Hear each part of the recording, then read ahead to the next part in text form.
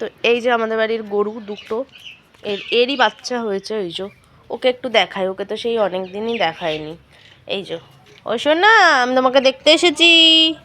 উলি বাবালে কত বড় কটেজে থাকে, উলি বাবালে কি মিষ্টি মুখ, কি মিষ্টি মিষ্টি মুখ হয়েছে। তোমার জন্য একটা ঘন্টি এনে দিতে হবে, একটা ঘন্টি। গা তো গরম হয়ে গেল কি করে, রোদ এসছে, গরম হয়ে গেছে। ওদেরকে গায়ে, শীতকাল যেহেতু, গায়ে বস্তা দিয়ে রাখা হয়, আর এই রোদ উঠলে পরে বস্তা কিন্তু খুলে নেওয়া হয়। এটা বলবেন না যে শীতকালে নিজেরা সোয়েটার চাদর সব কিছু পরে থাকো আর পশু পাখিদের তোমরা কোনো কিছু দাও না। আমরা আমাদের সামর্থ্য মতো দেওয়ার চেষ্টা করি, সেটা বুঝবেন। উলি বাবালে একটু দোদো খাবে, একটু দোদো। তো এখনও খাওয়া শেখেনি, ও কিন্তু ওর মায়ের দুধই খায় সারাক্ষণ। এই যে ওকে ছাড়া হয় না, যেহেতু আমাদের সামনেই মেন রাস্তা, তো ও তো অবলাজি বুঝতে পারে না, ছুটে ছুটে গিয়ে ওইখানে চলে যায়।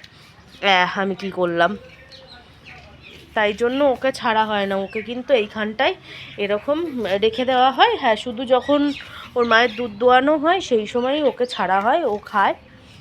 এই যে উলি বাবা, উলি সোনালে, ওরে বাপরে বাপরে, কি হয়েছে?